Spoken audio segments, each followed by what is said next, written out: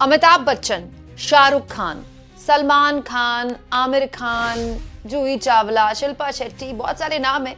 इन सब में जो भी चाहे विशाल ददलानी से क्लासेस ले सकता है, ट्यूशन ले सकता है कि मुंह कैसे खोलना है, अपनी जबान से शब्दों को कैसे निकालना है। आप कहेंगे मुंह खोलना तो इन लोगों को आता ही है। अब बंद हो गया ना दोस्तों। विशाल ददलानी को आप जानते होंगे, इंडियन आइडल के जज रह चुके हैं। इसके अलावा बहुत सारे रियलिटी शोज में जज हैं और सिंगर हैं, कंपोजर हैं, सॉन्ग राइटर हैं और बॉलीवुड की कई फिल्मों में बहुत सारे हिट गानों में इनका नाम रह चुका है। जैसे दोस्तों ओम शांति ओम, सुल्तान, चेन्नई एक्सप्रेस। दोस्तों इसके अलावा धूम अगेन, जीले जरा, स्वैग से करेंगे सबका स्वागत, इन सारे गानों में इन्हीं की आवाज है। मतलब सिंगर भी हैं, सॉन्ग राइटर भी हैं, कंपोजर भी हैं। इन्होंने एक छोटा सा वीडियो पोस्ट किया है, कुछ सेकंड का छोटा सा। ये कुछ सेकंड का छोटा सा वीडियो एक्चुअली में अमिताभ बच्चन, शाहरुख खान, सलमान खान, आमिर खान, शिल्पा शेट्टी, जूही चावला, अक्षय कुमार सबको लाइन में खड़ा कर देता है। दोस्तों आखिर ये छोटा सा वीडियो क्या है जिसमें विशाल ददलानी ने इस पूरी की पूरी सरकार को एक्सपोज करके रख दिया है, टोटल एक्सपोज, वो भी बड़े प्यार से मुस्कुराते हुए। देखिए, उसके बाद आपको पूरी कहानी समझाऊंगी। हेलो भाइयों और बहनों, बड़ी खुशखबरी की बात है आपके लिए। कल हमारे पार्लियामेंट ने, इंडिया के पार्लियामेंट ने 10 घंटे वंदे मातरम पे बहस की। वंदे मातरम जो कि एक बहुत मशहूर और चहीता देश गीत है जो कि बंकिम चंद्र चटर्जी ने लिखा है। लोग इसे बहुत चाहते हैं। इस पे बहस हुई पार्लियामेंट में और इस बहस की वजह से मैं आपको बता दूं, इंडिया की बेरोजगारी का प्रॉब्लम सॉल्व हो गया, इंडिगो वाली प्रॉब्लम सॉल्व हो गई है, एयर पोल्यूशन की प्रॉब्लम सॉल्व हो गई है। इमेजिन 10 घंटे एक पोएम पे डिबेट हुई है। इन बातों का जिक्र तक नहीं हुआ, लेकिन ये बातें सब इस डिबेट की वजह से सॉल्व हो गई हैं। ये डिबेट जो आपके टैक्स के पैसों का 1 मिनट पार्लियामेंट में 2.5 लाख रुपया कॉस्ट करता है, 10 घंटे मतलब 600 मिनट, काउंट कीजिए। दोस्तों विशाल ददलानी जो बात बोल रहे हैं एक्चुअली में इस देश के सामान्य मानवीय के मन की बात है। वंदे मातरम हमारा राष्ट्रीय गीत है, हमारी आत्मा में बसता है, हमारे दिल में बसता है, बचपन से गाते रहे हैं, गाते रहेंगे। लेकिन 10 घंटे अगर वंदे मातरम पर चर्चा हो गई तो देश की उन समस्याओं पर बात कब होगी जिस पर कभी बात नहीं होती है। दोस्तों क्या आपको पता है 90 रुपए के पार रुपया जा चुका है, 90 रुपए के। और भारत सरकार की मंत्री, वित्त मंत्री निर्मला सीतारमण ने कहा है कि रुपया अपनी स्पेस अपने आप ढूंढ लेगा। 90 रुपए तो ढूंढ ली, अब क्या 150 पे जाकर ढूंढेगा। दोस्तों क्या आपको पता है कि इस देश में 1% लोग ऐसे हैं, जस्ट 1%, 125 करोड़ में 1% लोग ऐसे हैं जिनके पास इस देश की 40% वेल्थ है, 40% पैसा, 40% संसाधन।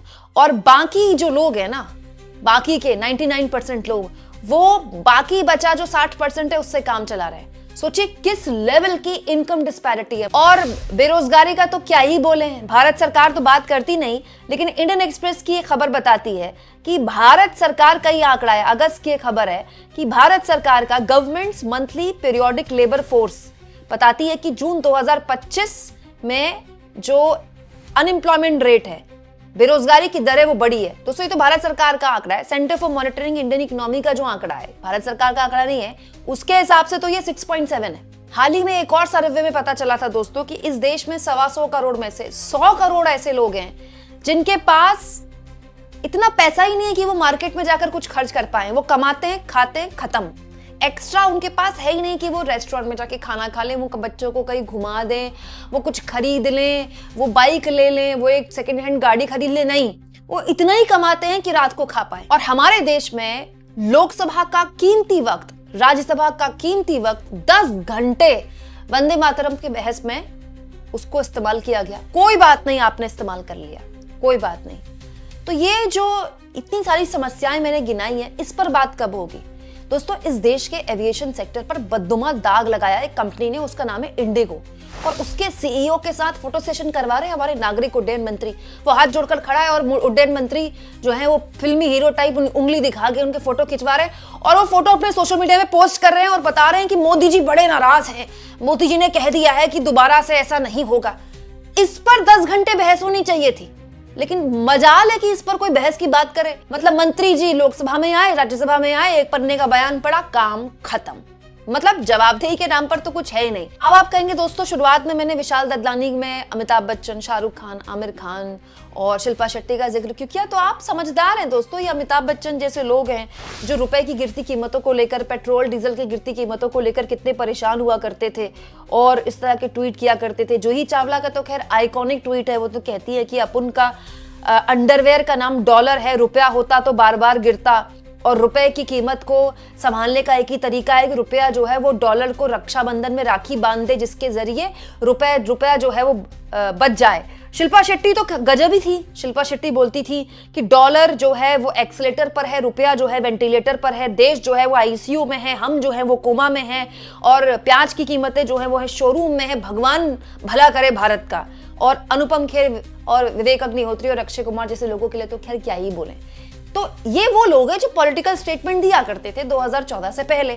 अब इनके मुंह में जम गया दही। अब पता नहीं किसके घर में कौन सी ईडी पहुंची है, किसकी जांच चल रही है, भगवान जाने ये जाने। लेकिन जब पॉलिटिकल स्टेटमेंट 2013 में दिया करते थे तो अब क्यों नहीं दिया करते? इसीलिए दोस्तों मैं बार बार आप लोगों से कहती हूँ कि अपने जो आइकॉन्स है ना, सोच समझ कर चुनिए। शाहरुख खान हो या आमिर खान, हाथ जोड़कर मोदी जी को इस बार जन्मदिन की बधाइयां दे रहे थे। मतलब मैं तो हैरान हूँ, शाहरुख खान के पास यही काम रह गया है, मोदी जी को जन्मदिन की बधाई दे रहे हैं जैसे मोदी जी पहली बार जन्मदिन मना रहे हैं। मोदी जी का 75वां जन्मदिन ऐसे मनाया गया था जैसे कोई राष्ट्रीय उत्सव हो। मतलब मैं तो ये सोच रही थी कहीं अंबानी की वेडिंग की टाइप को कोई स्टेज ना सजा दिया जैसे तीनों खान डांस कर रहे हैं, बस ऐसा ही नहीं हुआ है। तो शाहरुख खान और आमिर खान पॉलिटिकल स्टेटमेंट दे रहे हैं ना, मोदी जी को जन्मदिन की बधाई दे रहे हैं ना, मोदी पॉलिटिकल शख्स है ना, तो फिर इस तरह के मामलों में उनका जुबान खोलने में क्या दिक्कत हो जाती है? बॉयकॉट का डर लगता है। दोस्तों हमारी देश की विदेश नीति एक गंभीर संकट में है, उस पर बयान होना चाहिए, उस पर जवाब होना चाहिए, सवाल होना चाहिए। क्या संसद में इस बात पर बहस नहीं होनी चाहिए कि मोदी चीन गए थे एससीओ की शिखर सम्मेलन में, क्या निकल कर आया उससे, हमको क्या मिला?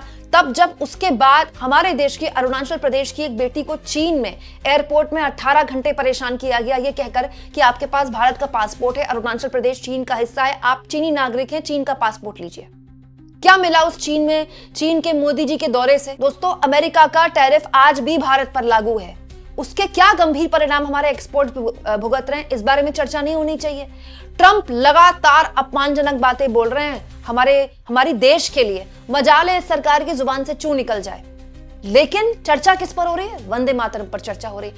और उस चर्चा में भी केवल पॉलिटिक्स हो रही है। इतिहास में इसने ये कर दिया, इतिहास में इसने वो कर दिया, कांग्रेस ने ये कर दिया, नेहरू ने वो कर दिया, उसमें भी आप पॉलिटिक्स कर रहे हैं। अच्छा, जो चर्चा आप कर रहे हैं 10 घंटे की, उसमें भी सार्थक तरीके से कुछ निकल कर नहीं आया है। उसमें भी देश के लोगों को संदेश किया गया कि अगर आप अपने इतिहास में उन स्वर्णिम दिनों को याद करते हैं जिसमें हमारे पुरखों ने कंधे में तिरंगा रखकर अपने प्राणों की आहुति दे दी, उसमें भी आप पॉलिटिक्स करते हैं, उसमें भी आपको फलाना और ढिमकाना ढूंढना है। तो दोस्तों हम इतिहास पर कब तक अटके रहेंगे? हम आज पर कब बात करेंगे? ऐसे तो विकसित भारत बनने से रहा। आपको क्या लगता है दोस्तों, विशाल ददलानी जिन्होंने आखिरकार बोलने की हिम्मत की है कि लोकसभा का इतना इंपॉर्टेंट वक्त 10 घंटे वंदे मातरम पर दिया गया, तो देश की बाकी समस्याओं पर कब चर्चा होगी? कमेंट बॉक्स में जरूर लिखिएगा। और जितना हो सके दोस्तों चैनल को शेयर भी करें, सब्सक्राइब भी करें और थैंक्स और ज्वाइन के ऑप्शन से अगर आप चाहें तो कुछ आर्थिक मदद भी चैनल की जरूर करें।